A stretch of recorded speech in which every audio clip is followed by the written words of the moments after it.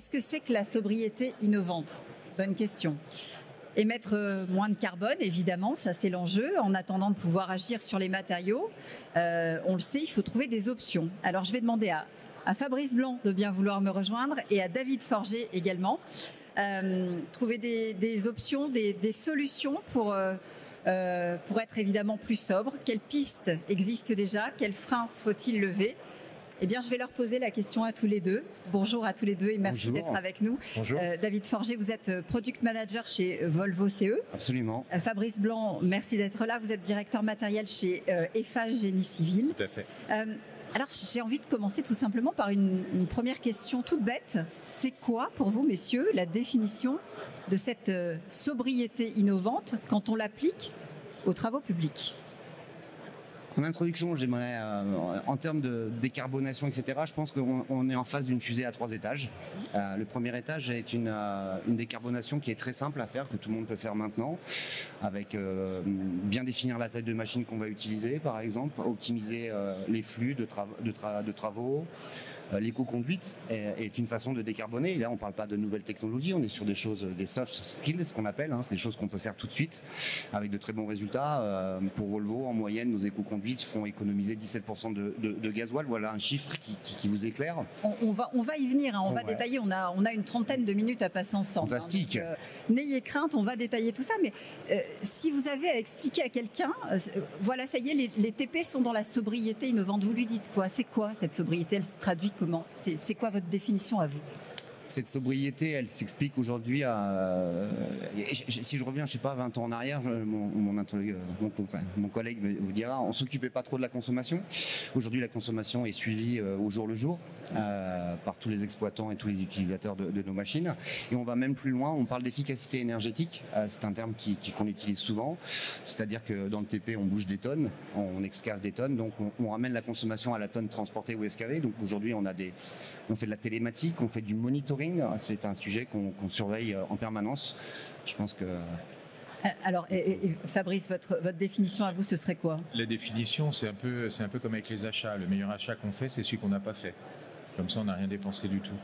Donc effectivement, la sobriété aujourd'hui, c'est de ne pas dépenser le carburant, quel qu'il soit, ou l'énergie, quelle qu'elle soit, en ayant fait attention, donc en ayant les dernières générations de machines, en ayant du personnel bien formé, on va repartir sur de l'éco-conduite, en ayant aussi de la data.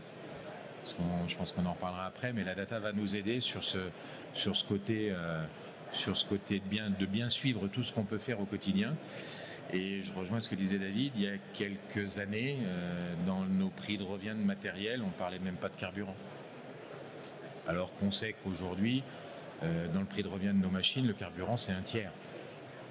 Et il y avait même des grands groupes encore qui, jusqu'à il y a quelques années, ne regardaient pas le prix du carburant dans le prix de revient parce qu'on n'était pas dans cette attention-là. Donc aujourd'hui, c'est clair que tout le monde y est et il faut vraiment qu'on piste ces litres pour savoir ce qu'on en fait et ce qu'on les a bien utilisés. Oui, on a changé de monde. Oui, on a changé clairement de monde depuis déjà quelques années. C'est pas là pour le coup. Je pense que la révolution entre guillemets sur la partie carburant, elle est déjà depuis plus longtemps que simplement la partie décarbonation.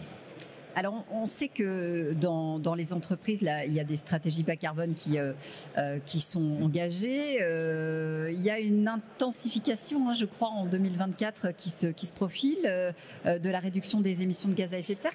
Quelles sont les méthodes, clairement, par exemple chez Eiffage, pour y parvenir? Qu'est-ce que vous avez dans votre boîte à outils pour que ça fonctionne? Alors, qu'est-ce qu'on a dans notre boîte à outils? C'est ce que je dis aux gens qui ne sont pas du matériel quand je parle du plan de décarbonation du matériel au sein d'Eiffage Génie Civil. Je leur dis de temps en temps, c'est un plan à 2030, donc 2030, je ne serai plus là. Donc je peux vous dire qu'on va y arriver et je ne sais pas comment vous allez y arriver, débrouillez-vous. Bon, à chaque fois, je leur dis non, ce n'est pas ce qu'on fait parce que pour y arriver, tous les gens qui sont autour de la table dans ces cas-là sont tous responsables de quelque chose. Parce que si on veut y arriver, il va falloir additionner tous nos petits bouts, morceau par morceau, y compris l'organisation de chantier, qui a été validée avec des exploitants pour aller chercher quelques pourcents en mettant peut-être un camion de moins, en mettant une machine un peu moins puissante, en mettant tout un tas de choses comme ça, en organisant mieux le chantier, donc en faisant plus de production. Donc pareil, formation à l'éco-conduite, formation tout court, Et puis remonter des données qui vont nous permettre de gérer tout ça. Ça pèse pratiquement 50% de nos diminutions de gaz à effet de serre dans notre volonté de baisser de 30 points. Donc c'est important. On a comme ça tout un éventail de solutions qu'on vient additionner. On a très bien dit, en fin de compte, c'est une association de petites choses qui font, on dit souvent les petits ruisseaux font les grandes rivières, mais c'est ça, on a une multitude de leviers qu'on peut activer en fin de compte et qui va nous permettre d'avoir ce genre de résultats. Par exemple, on a parlé de la télématique ou de la data, mais par exemple, nous en tant que constructeurs, on met des systèmes dans les machines d'aide à la conduite pour aider l'opérateur à optimiser l'utilisation de sa machine. C'est des tablettes copilote, chez nous ça s'appelle comme ça, et le copilote est bien choisi, copilote. L'opérateur, au lieu d'être tout seul, c'est comme s'il y avait quelqu'un qui était avec lui pour lui donner des tips, des conseils, pourquoi tu fais pas comme ci, tu fais pas comme ça, etc. Et tout ce genre de choses, je vais prendre un exemple, par exemple la pression des pneus. Aujourd'hui, on contrôle la pression des pneus de nos machines en permanence. Une pression de pneus qui n'est pas adaptée sur une machine, ça peut être entre 5 et 7% de consommation en plus si la pression n'est pas correcte. Ce sont des choses qu'on n'avait même pas idée il y a encore quelques années. Donc on pourrait rester une heure ensemble à parler de tous ces comment on s'est aperçu que ces petits gestes dont vous parlez, justement, en les mettant bout à bout, ça allait avoir un effet important? À la pression, le sujet qui nous occupe ici en fin de compte, c'est aujourd'hui, sans parler de nouvelles technologies, de nouveaux carburants, etc. Aujourd'hui, avec la flotte qu'on a aujourd'hui, qu'est-ce qu'on peut faire, parce que c'était le sujet de la conférence d'avant, ce qu'on pourrait aussi en parler, mais c'est aujourd'hui et c'est cette fusée le premier étage de cette fusée dont je parle avant de parler de nouvelles technologies, etc. Et effectivement, quand on a donc comment ça nous est venu, c'est en fin de compte quelque part, on le savait un petit peu que tous ces petits leviers, toutes ces actions pouvaient nous aider. Mais aujourd'hui, on est obligé clairement de les prendre en charge, de les prendre à notre compte et de les exploiter et de les optimiser. On le savait, mais on avait le choix de faire autrement. Aujourd'hui, on a plus le choix. Oui, parce que par exemple, si on reprend la pression des pneus, dans la partie terrassement chez nous, bien évidemment, on a toujours surveillé la pression des pneus. Y compris dans le transport, on l'a suivi. Mais à chaque fois qu'on le suivait, en fait, on parlait en bande de roulement gagnée. C'est-à-dire qu'on évitait l'usure et ça nous coûtait moins cher en pneumatique. Mais on ne regardait pas la partie carburant. Aujourd'hui, on sait qu'en même temps, il y a la partie carburant, donc on fait une double opération. On a aussi le fait qu'aujourd'hui, si on arrive à prendre en compte tous ces problèmes-là, c'est grâce aussi aux remontées de data. Parce qu'avec ça, maintenant, on le mesure. Et quand on veut faire des économies, la première des choses qu'il faut qu'on mesure, c'est combien déjà on dépense à aujourd'hui. Si on ne sait pas précisément combien on dépense, on n'est pas capable de gérer le management qui va aller avec les gens pour leur faire diminuer leur consommation de carburant. Je prends un deuxième exemple sur notre chantier des EPR2 à Panly, sur la partie terrassement, on va investir dans 2 simulateurs. Parce que la simulation, je vais pas nommer, mais il est juste en face de moi. Donc la simulation va permettre de valider les chauffeurs qui seront entrants sur le chantier, mais également de faire de la formation pour faire de l'optimisation. Parce qu'on se rend compte aujourd'hui qu'avec les mises au point des simulateurs qu'il y a pu y avoir, on est capable d'augmenter la productivité, donc de diminuer les consommations pour les mêmes tonnes transportées. Donc ça va être un premier projet où on va vraiment lancer ça pour valider tout le monde et avancer là-dessus. Donc c'est un exemple intéressant que vous prenez parce que ça va même plus loin. La simulation, c'est que ça a un effet sur la durabilité aussi des machines. On la conduit différemment. La sécurité aussi. La sécurité, la consommation, l'efficacité d'utilisation de la machine, ça englobe différents domaines qui sont tous très importants. Mais qui sont tous bons pour la planète au final. Oui, parce qu'aujourd'hui, le simulateur, on pourrait se dire, un simulateur, les gens peuvent penser jeux vidéo, etc. Non, on est vraiment dans l'environnement d'une machine, c'est de la simulation qui est très poussée. Et ça nous permet aussi de détecter aussi des gens qui ont des talents ou pas, des choses qu'on peut améliorer sur ces simulateurs. Parce qu'aujourd'hui, un chauffeur, quand il commence, où est-ce qu'il va vraiment prendre de l'expérience? C'est en travaillant vraiment avec des vraies machines. Et donc en consommant du carburant. Si aujourd'hui on peut lui faire un pré-traitement, une pré-expérience en fin de compte sur simulateur, c'est une façon, par exemple, vous voyez, c'est un petit levier sur lequel qu'on peut activer pour économiser du carburant. Je lui donne de l'expérience, mais on ne dépense pas de carburant. Vous parliez de la data. Cette data, elle a toujours été là. Dans chaque entreprise, il y a de la data. Simplement, on ne l'utilisait pas, on l'utilisait moins ou autrement. Alors, je pense qu'on l'utilisait moins parce qu'elle n'était pas aussi facilement accessible. Aujourd'hui, chez Eiffage, pas que génie civil, mais pour le coup, Eiffage complet, on a fait une plateforme complète où on récupère toutes les données de façon mutualisée de nos constructeurs. quel qu'il soit. Donc cette data-là, on n'a même pas besoin de la saisir. On en arrive à un niveau où on a des données aujourd'hui qu'on n'a plus besoin d'écrire nulle part. Elles rentrent directement dans nos systèmes d'information. Donc grâce à ça, ça permet quand même de voir quelque chose d'important. L'un des éléments, par exemple, un des leviers sur lequel on va forcément économiser, c'est la diminution des temps des ralentis. Aujourd'hui, sur votre voiture, vous avez un start and stop. Quand vous arrêtez au feu, ça coupe tout seul. Oui. Sur une machine, le start and stop, il n'y est pas encore. Ou pas tout le temps. Ou pas utilisé par les gars. Donc même s'il y est, le chauffeur ne va pas forcément l'utiliser. Puis il va utiliser le mode de levage lourd sur une pelle parce que je dis comme ça, je ne suis pas embêté dans la journée. Quand il va falloir que je soulève dur, ça viendra. Si on a les remontées d'informations qui montrent que le gars il est en levage lourd toute la journée et puis qu'en fait il a levé que pendant un quart d'heure, ben, au niveau management, on est capable de lui dire attends, il y a un mode économique, mets le mode éco, tu gagnes 5%, 10%. Et ça, on peut le manager grâce aux données qu'on a en remontée en temps réel ou quasi temps réel. Et ça, aujourd'hui, c'est des choses qu'on n'avait pas il y a ne serait-ce que 5, 6, 7 ans, où il fallait aller sur chacune des plateformes et c'était compliqué. Là, maintenant, on a réussi à mettre ça tout au même endroit. Donc, chaque gars, qu'il soit matériel, dispatcher ou même chantier demain, va avoir toutes ces données-là quasi en temps réel. Donc ça l'aide à manager ses équipes aussi, quoi. Oui, et les machines ont évolué aussi de ce point de vue-là. Aussi, oui, la data, c'est quelque chose qui est très important. Chez Volvo, ça fait déjà plus d'une dizaine d'années qu'on poussait de la data, mais on poussait de la data chez les clients, mais en fin de compte, ils ne la regardaient pas où il y avait pas les profils chez nos clients pour l'analyser et de lui donner du sens. Parce que la data, on peut en avoir des milliards, mais si on lui donne pas de sens, ça ne sert pas à grand chose. Et donc aujourd'hui, on a des nouveaux profils qu'on trouve chez nos clients. En l'occurrence, ce sont des ingénieurs, des informaticiens qui sont capables donc de traiter de la data en disant ça c'est important et de lui donner du sens. Et donc aujourd'hui, on mesure. J'ai entendu le mot mesurer aujourd'hui et le mot, je pense que mesurer, c'est très très important. Et effectivement aussi, il y a chez nos tous les constructeurs aujourd'hui font de la data, mais les clients, en fin de compte, ont des plateformes où toute la data est regroupée ensemble pour qu'elle puisse être interprétée d'une façon globale, quelle que soit la marque et le fournisseur de machines.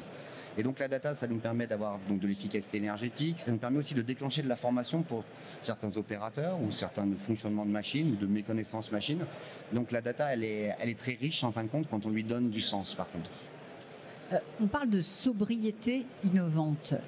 Est-ce qu'il faut, dans cette sobriété, on parle beaucoup de tech, et c'est vrai que c'est une brique importante, est-ce qu'il faut aussi passer par la réutilisation, le reuse, le remplacement de certaines machines par d'autres? Est-ce que ça aussi, ça fait partie du cercle vertueux de la sobriété innovante? Oui, bien sûr, mais le rebuild à grande échelle, à mon avis, pas forcément tenable. Enfin, je suis pas constructeur, je suis qu'utilisateur, mais je suis quand même ingénieur, donc je connais un petit peu comment sont faites les machines. On va avoir beaucoup de mal à faire vraiment des rebuilds à très grosse échelle. Donc ça peut être des cas particuliers qui vont nous aider dans certains types d'activités ou sur certains matériels. Donc oui, bien sûr, il faut le faire. Tout ce qu'on ne mettra pas à la poubelle ou en recyclage et qu'on réutilisera sur la base d'une machine existante pour en faire une machine plus économe, forcément, ça serait intéressant. Mais je pense que c'est vraiment pas simple. Est-ce que chez Volvo, justement, ça fait partie de ce que vous mettez en place en interne? Non, il y a un sujet que je voulais aborder absolument dans la sobriété, c'est aussi, on parle beaucoup de la phase d'utilisation de la machine, oui. Là, mais il faut parler de tout ce qui se passe en amont. Oui, la construction. Quand on va fabriquer cette machine, donc on développe, on a aujourd'hui le LCA, ce qu'on appelle le Life Cycle Analysis, c'est-à-dire les émissions de CO2 du berceau à la tombe. Désolé pour le. C'est-à-dire donc de la fabrication jusqu'au recyclage de la recherche de la matière première, etc. Et ça, c'est très intéressant puisque quand on se focus uniquement sur la partie utilisation, il y a toutes les émissions qui ont été faites pour produire la machine. Donc ça nous permet d'avoir des bilans carbone quand les machines sortent de l'usine, savoir combien de tonnes de CO2 nous avons émis pour produire cette machine. Après, cette machine passe en phase d'utilisation et là, on va mesurer ces émissions de CO2 par rapport à qu'est-ce qu'elle va consommer, et ne pas oublier cette troisième étape qui est le recyclage, parce que le recyclage, il faut y mettre de l'énergie, donc on émet aussi du CO2 à ce moment-là. Et donc chez Volvo, on a du LCA, donc on a là, c'est d'ailleurs disponible pour tout le monde. C'est open. En open data, oui. C'est open data. Très bien. On a quand même posé des hypothèses pour dire ce qu'on inclut ou pas. C'est très compliqué. Il y a des milliards d'informations à prendre en compte. Par exemple, tous nos sous-traitants, voilà, on fabrique pas nos pneus, donc il faut que nos fournisseurs de pneus nous donnent le bilan carbone du pneu, qu'on va monter sur la machine, etc. Dès qu'elle rentre dans nos usines, là, on a la main mise dessus. On contrôle tout. Je vais vous donner par exemple un exemple dont on est très fier. C'est l'usine de Brasse qui fait tous les tombeaux articulés pour le monde entier, a un bilan carbone qui est neutre. Oui, ça existe, c'est possible. Je vais vous donner des exemples. En fin de compte, tout est électrique dans cette usine. Elle prend 90% de l'électricité d'une station électrique de biomasse qui est installée à 50 km. On a des puits canadiens, on a du panneau solaire. Et puis, je vais vous donner un exemple qui est vraiment, je trouve, très pertinent. Sur un tombereau, il y a beaucoup de soudure. Donc, il y a beaucoup de robots de soudure. Et ben, on récupère la chaleur des robots de soudure avec des échangeurs pour chauffer les bureaux de cette usine. Est-ce qu'il y a des postes sur lesquels on ne peut pas ou pas encore agir? Est-ce que vous en avez repéré des sortes d'angles morts dans les travaux publics qui, pour l'instant, sont difficiles à adresser? Je pense que le vrai angle mort qu'on va avoir, c'est que pour bouger physiquement des matériaux, que ce soit de la terre, que ce soit des tuyaux, que ce soit ce qu'on veut, il faut de l'énergie. Donc cet angle mort-là, il sera là. La seule chose, c'est qu'il faut effectivement qu'on arrive à la diminuer au maximum. Donc on revient sur la sobriété, on revient sur la bonne utilisation des machines. On parle effectivement des LCA, ça c'est impeccable, nous on les demande à tout le monde. Et je félicite Volvo de l'avoir mis en plus en open data, je l'ai déjà dit hier dans une autre réunion ailleurs, parce qu'il y en a qui ne l'ont pas encore fait, donc ça nous on en a besoin. Donc ça c'est vrai que c'est important, et sans l'énergie de base, il y a un moment, faudra quand même l'avoir. On ne peut pas imaginer à un moment ou à un autre qu'on fasse des travaux en dépensant zéro l'énergie. Ça, malheureusement, on peut pas y penser. Donc il faut, encore une fois, toujours pareil, il faut qu'on arrive à l'optimiser. Et après, derrière, les constructeurs sont aussi là pour ça.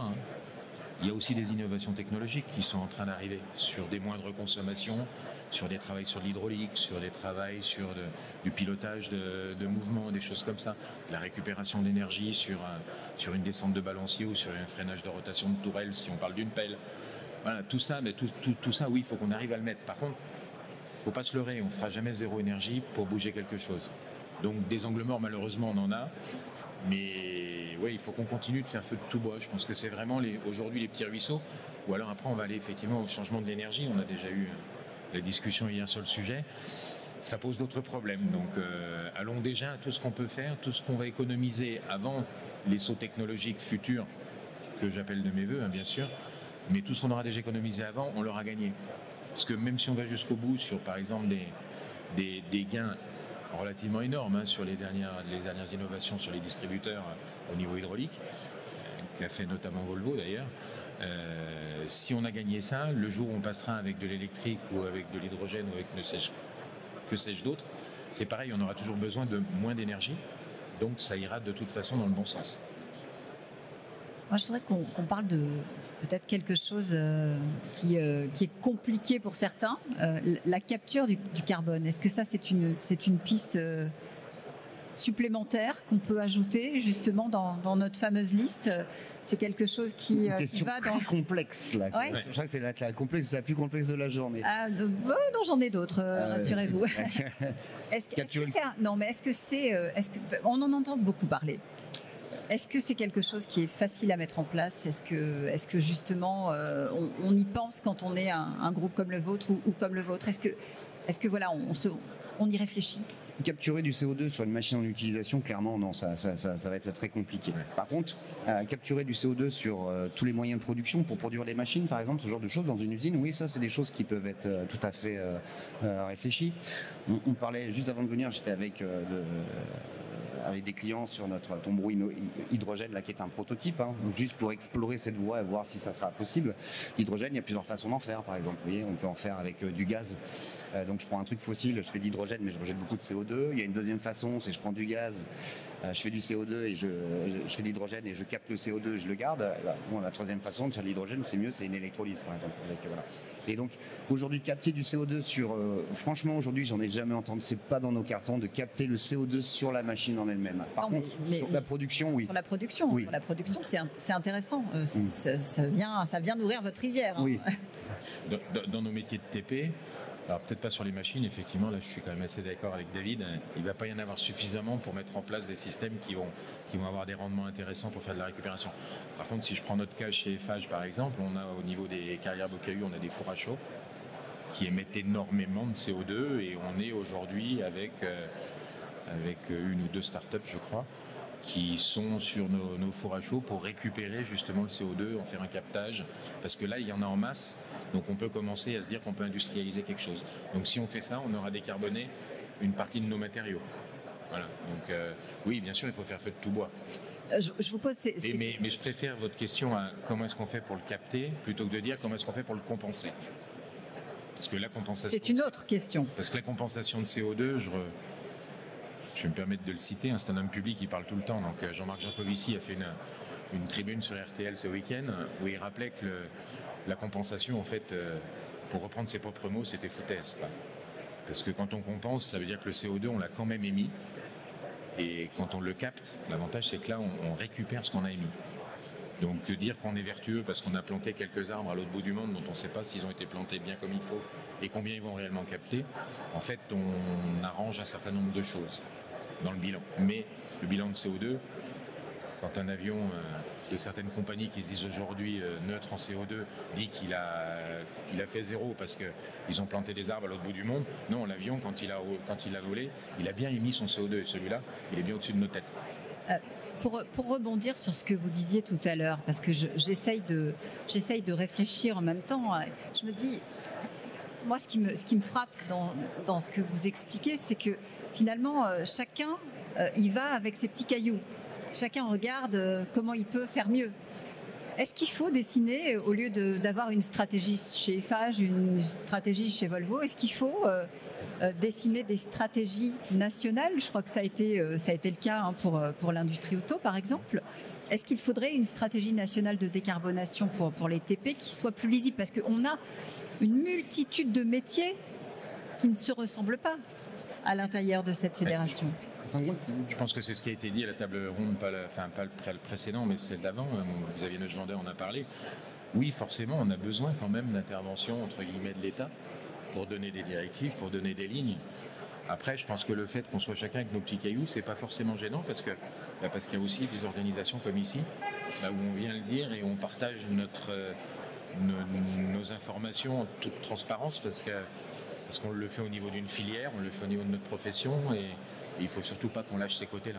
Mais oui, bien sûr, si on peut avoir des coups de main, ça peut forcément aider si on a des vraies politiques incitatrices qui se mettent en ligne pour aussi obliger nos clients à aller dans le bon sens. Après, je pense qu'il y a beaucoup de synergie quand même, parce que nous, en tant que constructeur, on développe quelque chose, c'est surtout pour nos clients en fin de compte. Et donc tous les constructeurs, on a quand même des points d'achoppement où on est quand même tous en train de développer les mêmes choses. Donc d'un point de vue constructeur, il y a quand même une certaine homogénéité par rapport à ce qu'on met à disposition pour les clients. Les clients, on l'accepte plutôt bien, ils s'en servent très bien aussi. Vous voyez que c'est des outils qui peuvent être pertinents, donc ils se l'approprient assez vite.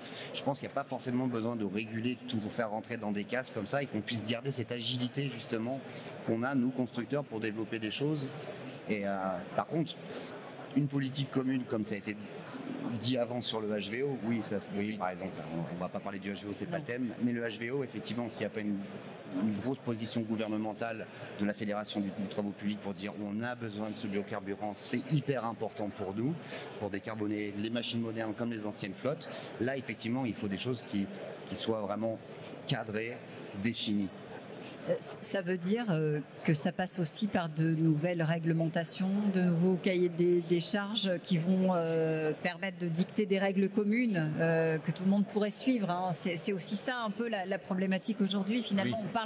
On parle de cette sobriété, mais chacun la met en place comme il peut. Si on pose des règles, déjà c'est plus clair. Oui, ça serait plus clair. Par contre, attention aussi avec notre spécificité française que l'empilage de règles ne fasse pas qu'on n'y arrive plus. Il n'y a pas d'homme politique dans la salle, j'espère. Non, mais c'est bien dit, garder cette souplesse. Il faut quand même qu'on garde cette souplesse. Il faut des règles, mais il ne faut pas que les règles soient trop contraignantes. Oui, mais si les nouveaux standards ne sont pas obligatoires, personne ne se conformera à une règle. Oui, c'est pour ça. Il faut mettre des bornes, certainement, mais il ne faut pas non plus trop encadrer. Parce que si on fait des choses trop spécifiques, ça a été dit aussi à la table ronde précédente, le B100 c'est une spécificité franco-française. Les constructeurs qui sont mondiaux, s'il faut qu'ils fassent les spécificités de chacun des pays pour chacun de leurs moteurs, pour chacun de leurs trucs, il y a un moment on n'y arrivera pas non plus. Donc si on met ça dans une règle et qu'on dit ça c'est obligé, on va encore se tirer une balle dans le pied. C'est intéressant effectivement en tant que Volvo, c'est mondial. Effectivement, si à un moment on nous met, imaginons que chacun des pays dans lesquels on vend nos machines, en fin de compte, nous met des contraintes d'un point de vue mondial, c'est extrêmement compliqué.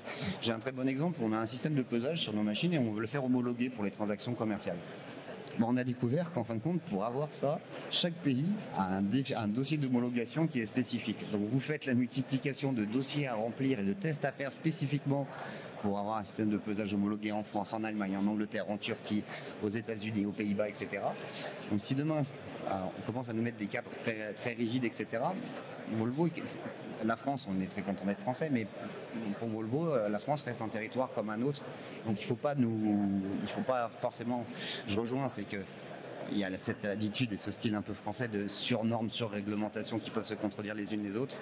Je pense qu'aujourd'hui, tous les acteurs, en tant que constructeurs ou même nos clients, on est tous vraiment investis de ça. On sait exactement ce qu'on doit faire, où on veut aller.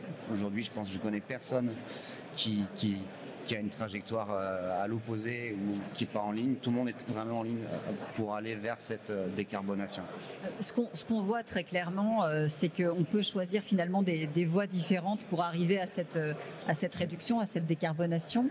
Vous avez cité tout à l'heure l'exemple de cette usine qui a déjà franchi le cap, qui est déjà à zéro.